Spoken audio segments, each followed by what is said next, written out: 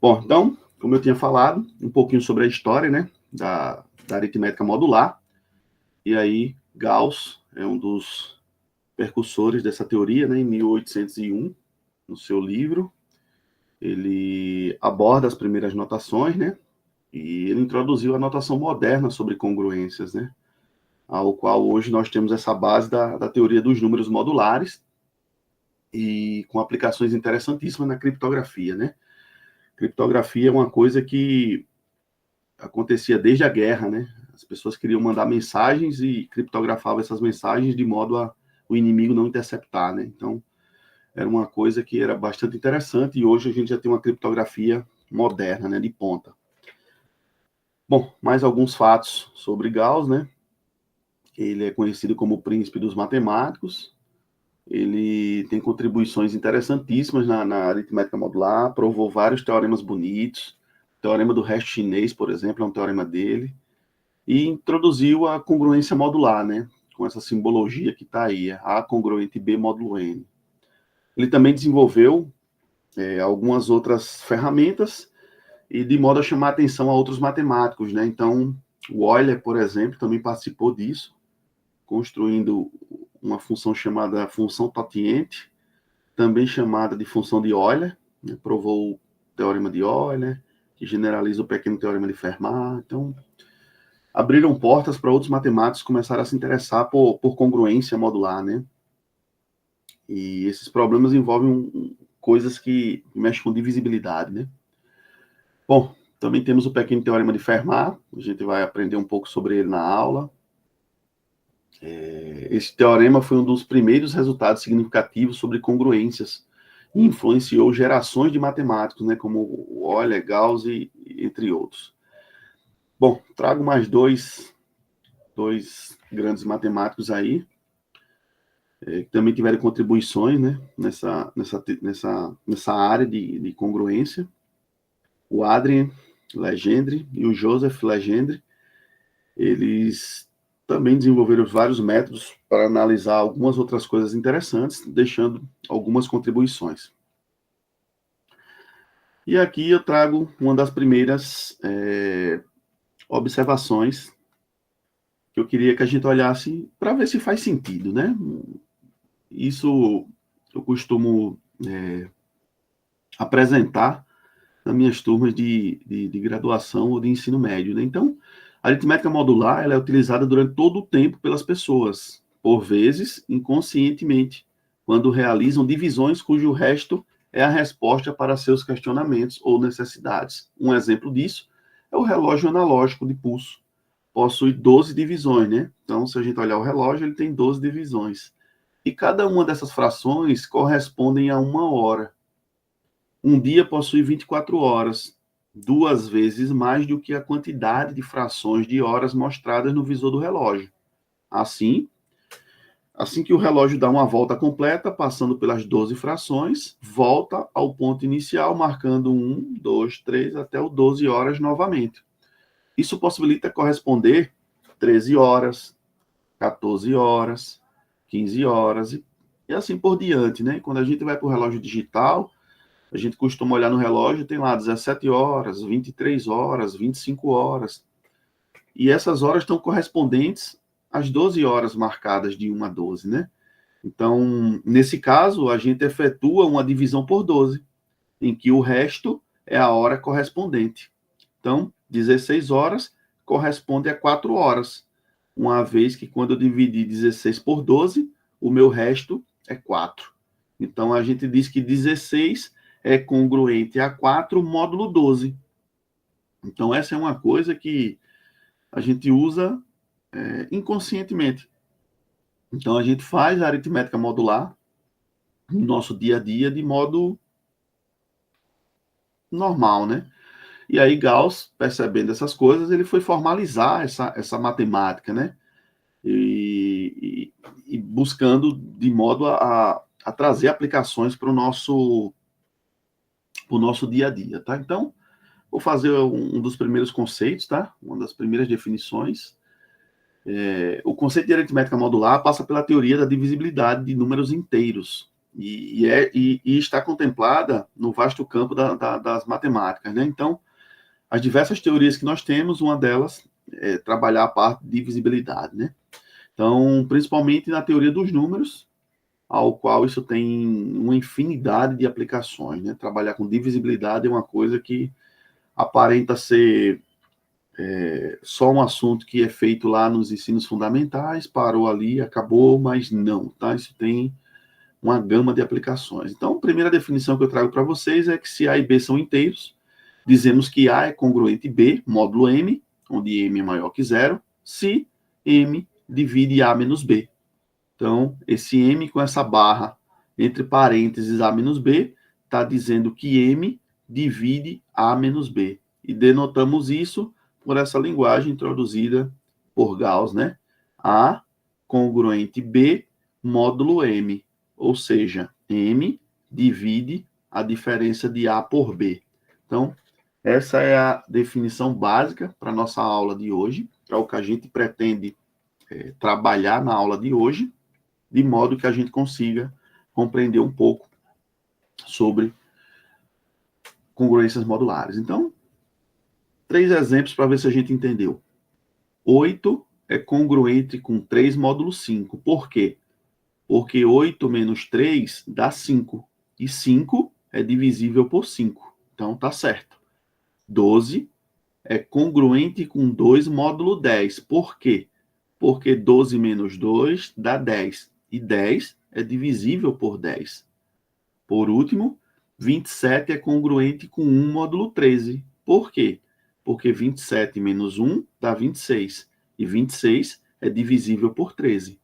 Então, isso que Gauss percebeu e definiu faz todo sentido. Se a congruência não se verificar, a gente escreve que A não é congruente com B módulo M. Ou seja, A menos B não é divisível por M. Então, nos casos que isso é possível ser feito, a gente fala que A é congruente. Quando não é possível, a gente fala que A não é congruente com B módulo M. Tudo bem? Bom, se A e B são inteiros, então A congruente B módulo M, se somente se existe o inteiro K, tal que A é igual a B mais K vezes M. Então, se você interpretar a congruência A congruente B módulo M como sendo M dividindo A menos B, quer dizer que ao dividir isso, a gente pode ter uma certa quantidade de divisão, né? Então, por exemplo, 26 foi divisível por 13. 26 por 13 dá quanto? Dá 2. Então, nesse caso, o K é 2. Por quê? Porque A é B mais K vezes M. Nesse caso, o K é 2, o M é 13, o B é 1 e o A 27.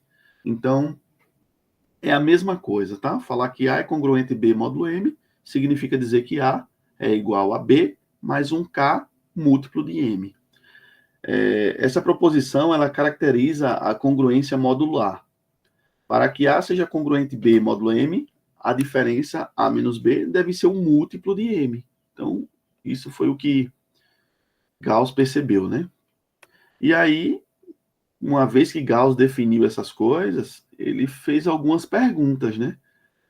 A é sempre congruente com A módulo M, uma vez que A menos A dá zero, e zero é divisível para qualquer M diferente de zero, né? Então, Gauss percebeu que essa propriedade era satisfeita, propriedade reflexiva. A propriedade simétrica também é satisfeita, ou seja, A é congruente com B módulo M, e então B também é congruente com A módulo M. Então, Gauss também percebeu essa propriedade. E uma outra foi a transitiva. Se A é congruente com B módulo M, e B, por sua vez, é congruente com C módulo M, então o A é congruente com C módulo M. Eu não estou interessado nessa disciplina de fazer essas demonstrações, tá? Boa parte dos livros de teoria dos números tem essas demonstrações feitas tranquilamente, tá? Essas demonstrações são feitas todas baseadas na definição, com um pouquinho de paciência, a gente vai lá e demonstra. Então, aqui eu não estou preocupado com essas demonstrações, eu quero que a gente compreenda essas propriedades que a congruência modular traz para a gente, tá? Mas no CIGAR, postei para vocês algumas referências, ao qual lá a gente tem essas demonstrações, tá?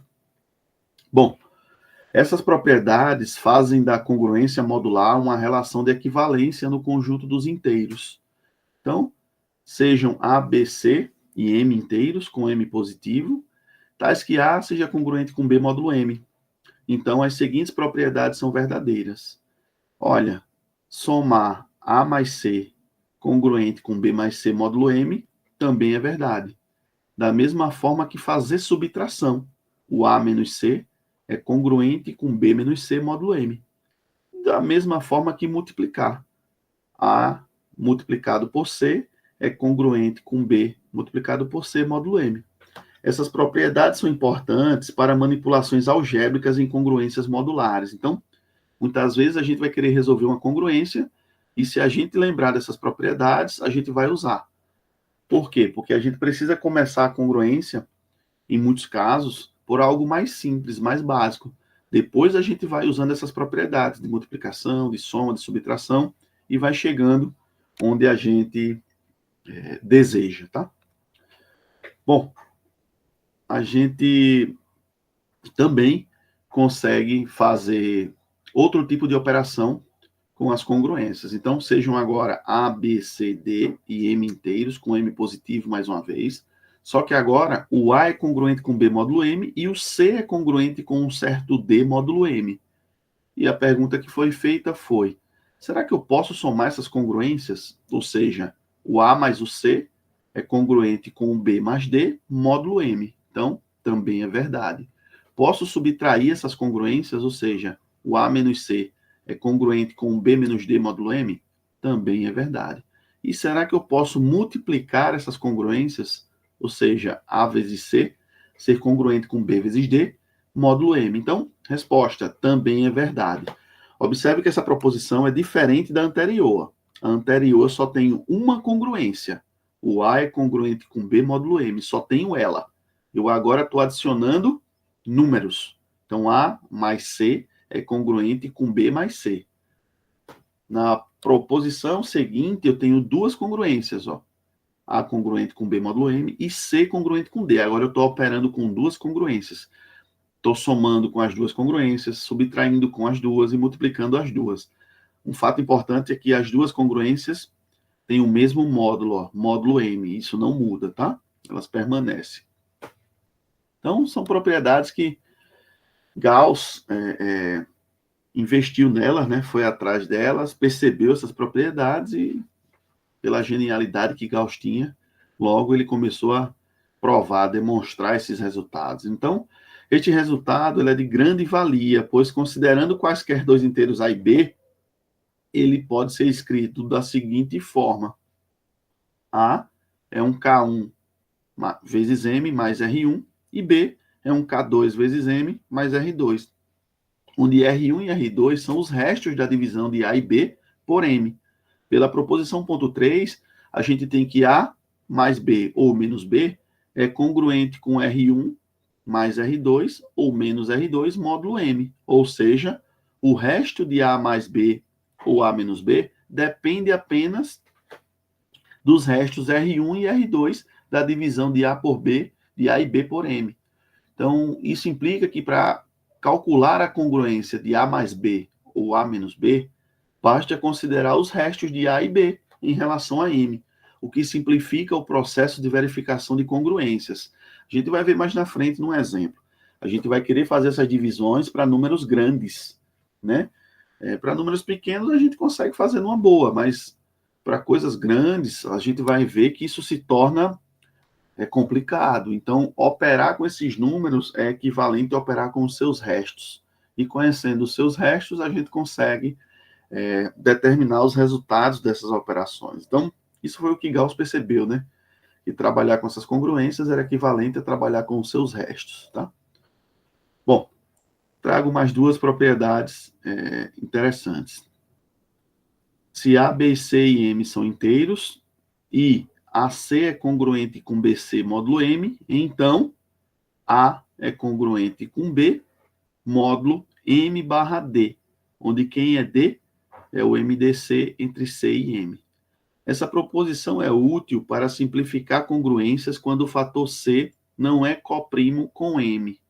Então, quando C não é um primo com M, a gente consegue usar essa propriedade para simplificar algumas congruências, tá? Isso foi o que Gauss observou. Uma outra propriedade interessante, muito comum e bastante utilizada, é que sejam A e B pertencentes aos inteiros com M positivo e A congruente com B módulo M. E às vezes aparecem potências muito altas dessas divisões. Então, A elevado a N é congruente com B elevado a N módulo M. Esta propriedade é útil para trabalhar com potências em congruências modulares. Então, a gente vai ver que boa parte dos questionamentos vão aparecer com essas potências, né? Inclusive, a gente vai tentar fazer um exemplo aqui. Então, tá aí o meu primeiro exemplo, ao qual vou explorar essas propriedades e essa potência. Então, suponhamos que eu precise em alguma possibilidade de fazer essas operações, ó. 15 elevado a sexta mais 9 elevado a décima. A outra, 9 elevado a décima menos 15 elevado a sexta.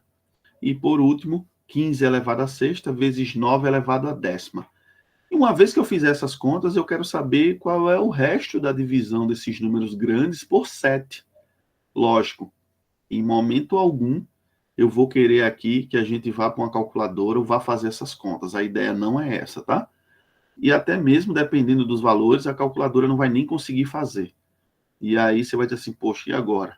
Então a ideia do Gauss foi essa, dizer assim, não, vamos tentar usar as propriedades que nós aprendemos de congruência, que eu acredito que com elas a gente consegue resolver esses problemas sem ter que apelar para uma calculadora, sem ter que ir para algum software computacional fazer isso, que a ideia não é essa.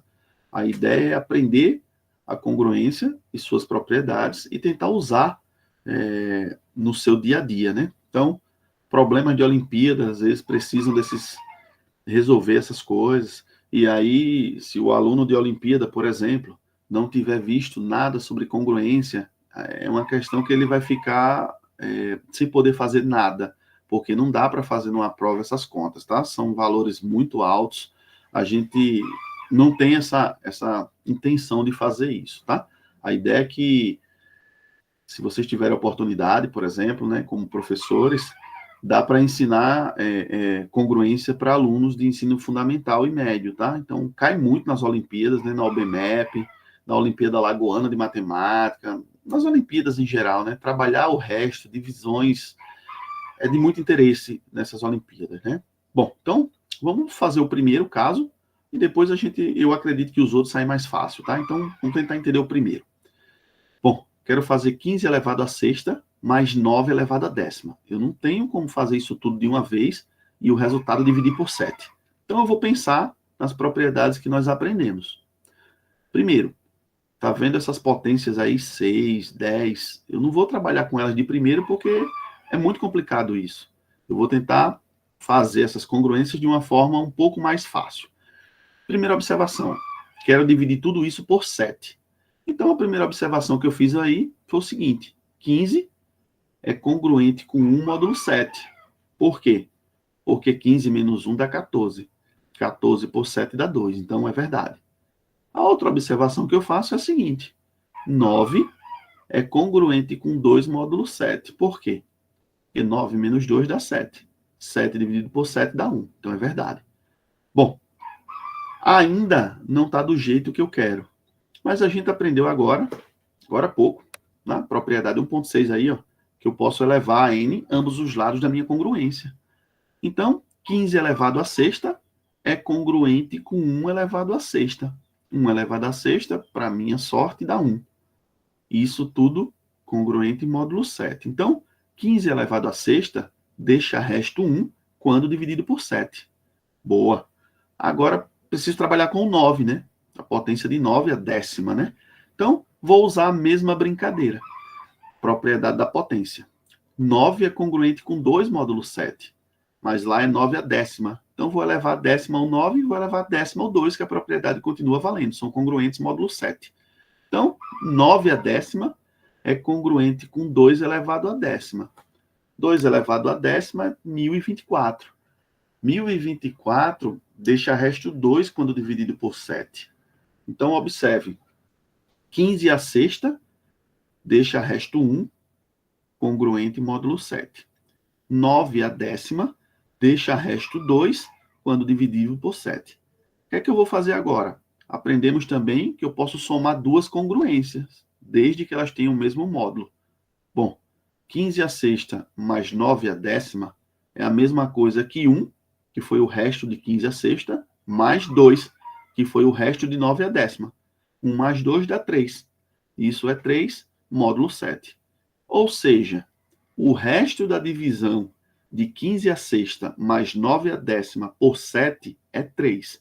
E observe, eu não precisei desenvolver esses números e dividir por 7.